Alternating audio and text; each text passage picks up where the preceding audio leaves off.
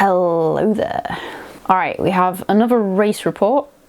Again, I didn't film anything from the actual race. I very strongly considered taking the GoPro on this one, but I'm really glad I didn't. It was a tough race, and I definitely needed all of my mental beans to concentrate on what was going on and get myself through it. So having an additional thing to think about would have just been a really bad idea in this instance. So the race in question is the Stocks Lane Stinger. This is a race organised by Crag Runner, who do a number of different races kind of in the same region, sort of bit north of the Peak District. Most of their races are sort of, yeah, slightly outside the Peak District, but not as far as the Yorkshire Dales. Most of them are in that kind of like gap between the two national parks. This is one of Crag Runner's newer races. It ran as a virtual event last year, so this was the first year it was running as an in-person event, as far as I'm aware. The start and finish for the race take place in a village called Wainstalls, which is just outside Halifax, and the registration for the race takes place at the Crossroads Inn, which is in Wainstalls itself.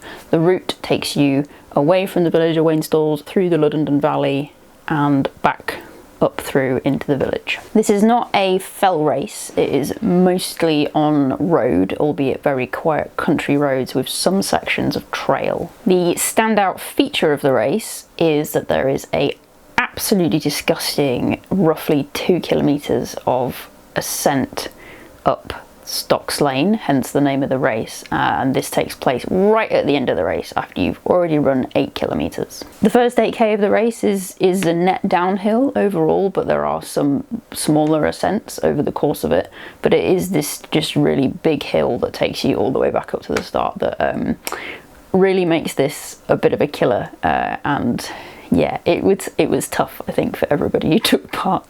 It's currently a pretty small event. There were 66 people who were signed up on SI entries, but only 53 people actually took part on the day. Not really surprising, as it is one of Crag Runner's newer events, and not all of their events have really big turnouts. And I suspect the challenge of trying to run all the way up 2 kilometers of pretty brutal hill possibly puts a few people off. While the course is mostly on road, it is an absolutely stunning course. It was really beautiful. The Ludden Valley is just stunning. I really enjoyed the views, despite the fact I was dying for the last 2 kilometers. Although I'm not really keen on doing a lot of road racing as time goes on, I think I will actually aim to do this event again next year, because it was really nice. I've really enjoyed it. The atmosphere was lovely, the route was gorgeous, and actually the massive ascent at the end was a really cool challenge, and I really liked having that there to try and push me out of my comfort zone.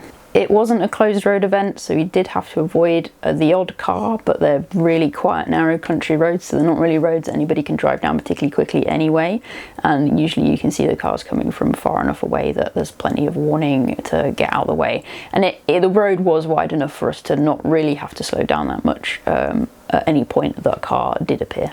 Registration was pretty smooth. It all took place in the Crossroads Inn pub, and the landlord and lady of that pub were just really accommodating for all of the runners, and they put chip butties on afterwards for a really low price for everybody, and they were just really great with providing like tea and coffee and stuff for anyone who wanted anything. So just a massive thank you to the people who run the Crossroads Inn, because there were quite a few people going through their pub that day, and they were just really accommodating.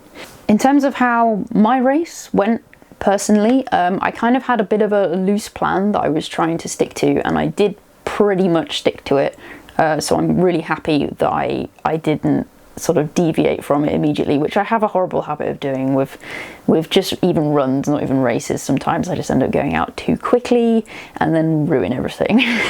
So my plan had been to try and stick as close as possible to 5-minute kilometers for the first 8k, and then I was just going to see what happened on the hill, because I've never tried to run up that much hill in one go. So I didn't really have like a base to judge it off. I didn't know how it was going to go. I didn't know how my body was going to react. So it was just a case of try and do the first 8k at a pace that I could maintain and still have some juice left in the bank by the time I got to the hill, and then just see what happened on the hill. And I did stick to that pretty much, so that was great.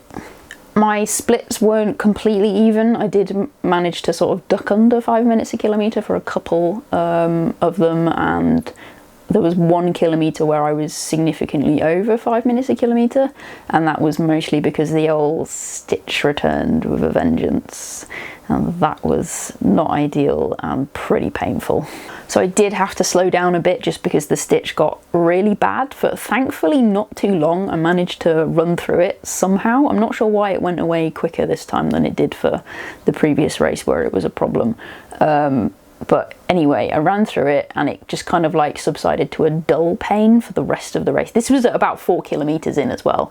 So I had this kind of horrible moment when the stitch kicked in that I thought, oh God, am I going to have to walk like half this race?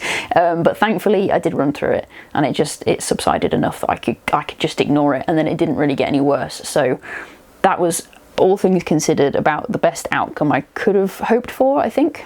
However, the little period of time where it did get really bad did slow me down significantly for a couple of minutes, and that did affect my split for that particular kilometre. I did fully confirm that I'm pretty bad at downhill road running. I got overtaken by quite a lot of people on the downhills, but I did manage to overtake most of those people on the uphills. Turns out I am good at uphills. So that was quite a nice confidence boost. I definitely probably could have gone a little bit faster, I think, but I just really, because I'm still sort of getting into the groove of racing and I'm not 100% sure what my like ideal strategies are and stuff. I really didn't want to just empty the tank too quickly, essentially. So I think I made the right choice to kind of try and stick to around 5 minutes a kilometre splits, and that did work, and I did have enough in the tank to get me up the hill at the end.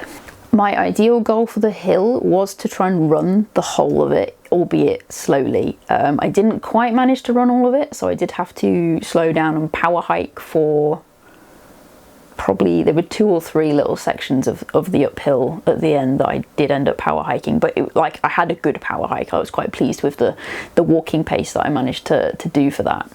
So I didn't quite manage sort of my ideal goal for the hill. I kind of hoped I would be able to chug up there at about 8 minutes a kilometre and just that would get me up. But yeah, I did have to stop and walk a couple of times. But it was really tough. It was a really, really tough challenge. The hill was extremely tough, and I did literally give it everything I had left to try and run up as much of that hill as possible.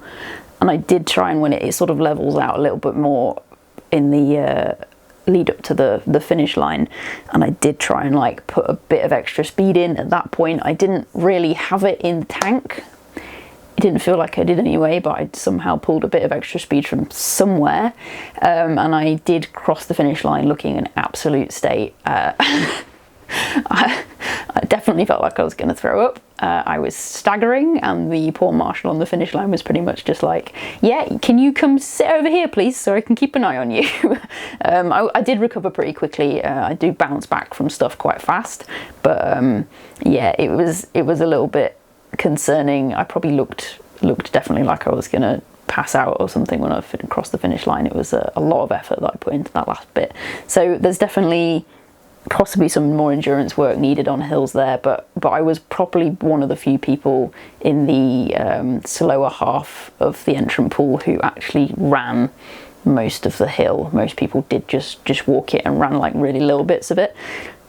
So I think the fact that I did just try to run the whole thing might have been why I nearly passed out on the finish line. But I'm glad I put the effort in.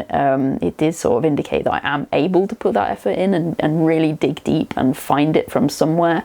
So yeah, big confidence boost, and I'm pleased with my performance. There's just so much to build from on there.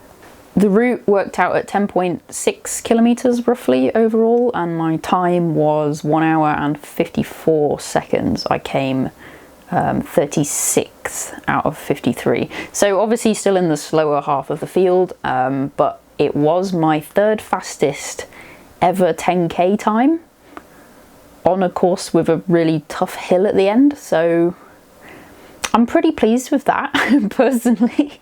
And just considering how I don't really have speed work in my training schedule at the minute.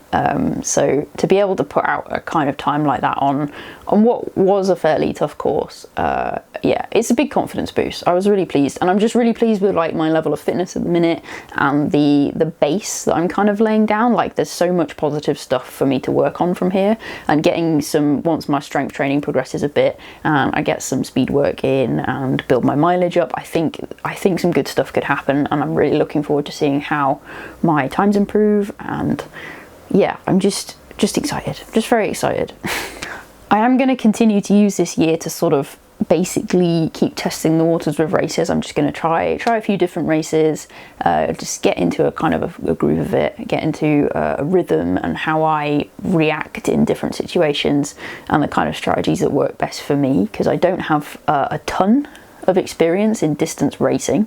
So it's just, this year's just about building up that experience and having a bit of fun while I build my mileage up, and then next year I'll get a bit more competitive about it and actually like knuckle down for things and think a bit more seriously about them. But for this year, just trying different races, seeing what I like, what works for me, and yeah, learning how to prepare for races and recover from them and all of that jazz. And yeah, next year we'll knuckle down a bit more.